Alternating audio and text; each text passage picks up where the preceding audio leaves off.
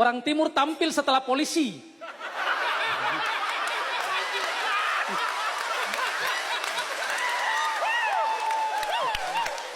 Macam sudah disetting betul ini ya.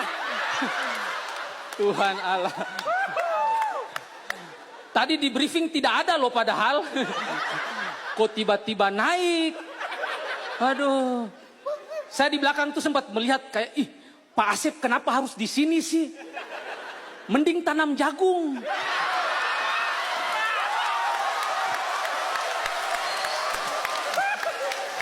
Bercanda ya Pak, bercanda. Tapi keren tahu itu, biar petani-petani aman. Ya kan dengan hadirnya polisi. Apalagi kan tadi Pak Asep sudah bilang, polisi itu kan kerjanya sering sekali dijalankan begini-begini kan. Kebayang gak kalau mereka ditaruh di sawah? Burung tidak berani turun. Sekali lagi bercanda ya Pak ya. Saya takut juga, serius takut. Bapak tua saya lihat di belakang sudah mulai rogo-rogo. Saya bilang, ih, bahaya ini. Bahaya. Aduh, intermezzo saja ini. Tapi rame sekali ini ya. Sampai pindah venue. Memang acara stand up kalau gratis tuh rame. Rame orang. Tahu begini kan mending ada tiket berbayar ya. Biar penampil juga dibayar gitu. Saya ralat sedikit tadi yang dibilang sapi itu. Sebetulnya kami tidak dibayar di sini. Dibayar pakai kaos katanya. Macam tidak seimbang dengan resiko yang kami terima. Tidak seimbang. Nama acaranya saja OTT. Operasi Tangkap Tawa. Kalian yang tertawa, kami yang ditangkap.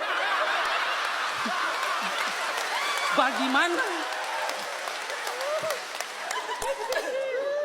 Tapi karena saya orang timur, saya harus tetap berani di sini. Harus berani. Karena menurutku ya, dari semua penampil tadi itu, saya sebagai orang timur menganggap paling cocok orang timur itu jadi mitra KPK.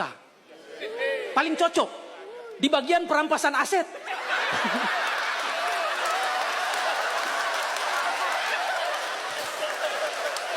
Ahlinya kami itu.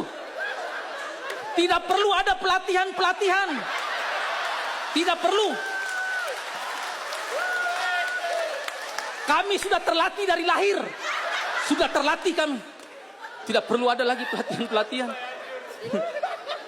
Ayo deh, mana koruptor yang asetnya mau disita sini. Mau siapa deh koruptornya? Nggak takut kami. Kecuali yang koruptornya orang timur. Butuh effort lebih itu. Effort. Tapi jangan menganggap orang timur tidak korupsi. Kalian pasti ingat betul ya kejadian di tahun 2023. Ada orang timur pernah di Kominfo. Korupsi BTS. Pemancar sinyal. Saya kayak, kok bisa orang timur kepikiran korupsi pemancar sinyal? Sedangkan di kampung masih banyak orang yang cari sinyal naik-naik pohon. Kok bisa dia kepikiran korupsi? Dan menurut data yang saya baca, nominal yang dia terima itu sekitar 15 miliar. Fun fact-nya, 10% dari 15 miliar ini, 1,5 miliar, itu disumbangkan ke gereja. Saya dalam hati kayak, korupsi tapi masih ingat perpuluhan ya. Kok bisa? Si ingat perpuluhan loh dia.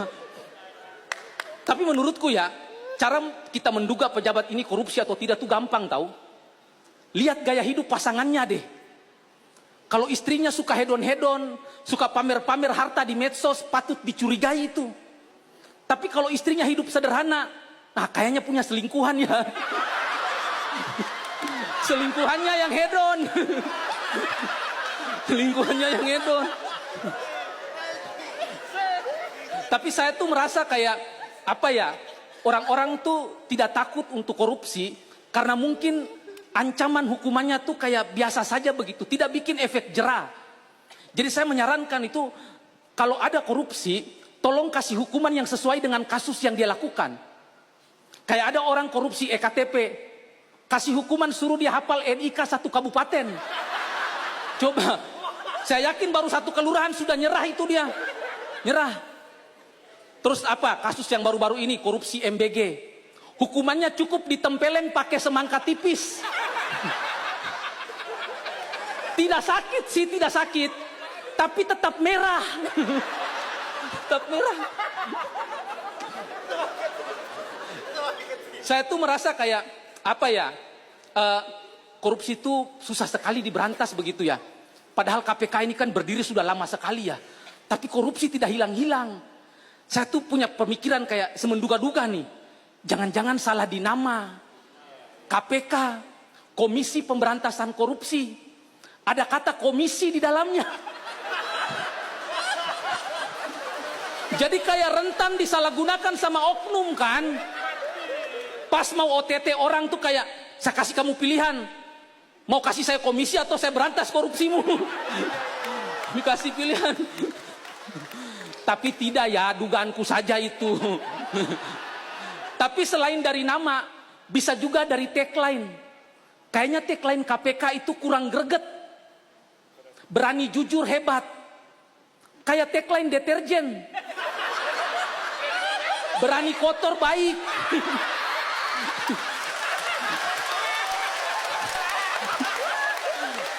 Kurang greget tahu. Iya kan? Masa orang jujur cuma dapat apresiasi hebat doang? Iya kan? Padahal jujur itu resikonya besar loh. Rawan diintimidasi orang-orang jujur tuh. Makanya coba kasih yang lebih greget, yang rewardnya tuh lebih keren begitu. Coba ganti gini deh, berani jujur diangkat jadi menteri. Ya kan? Pasti semua orang jujur. Biar menteri-menteri kita isinya orang jujur semua. Tapi saya tuh konsen sekali bahwa korupsi memang harus kita berantas sama-sama. Bukan hanya tugas KPK tapi warga negara juga. Ayo kita sama-sama untuk bagaimana caranya meniadakan korupsi ini. Karena menurutku ya, korupsi itu nilainya tidak tanggung-tanggung. Kerugian negara besar sekali. Bagi yang masih ingat yang paling besar menurutku itu, di tahun 2024, korupsi timah, ditaksir kerugian negaranya itu 271 triliun. Sebagai orang timur saya merasa 271 triliun, kalau negara tidak merugi sebanyak itu, duit ini harus bisa dipakai untuk menyelamatkan pengangguran di NTT. Karena di tahun itu pengangguran NTT jumlahnya 107.000 orang. Dan UMR pada saat itu 2,1 juta.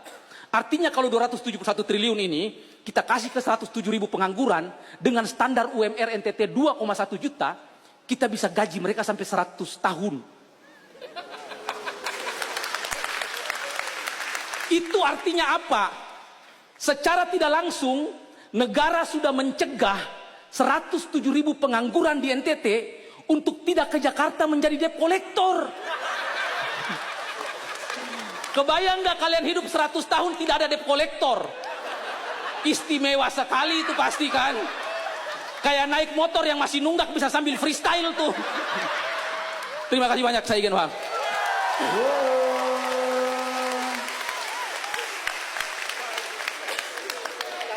Igen Wahang, Komik Timur. Langsung periksa ya, yang bawa motor periksa dikit ya.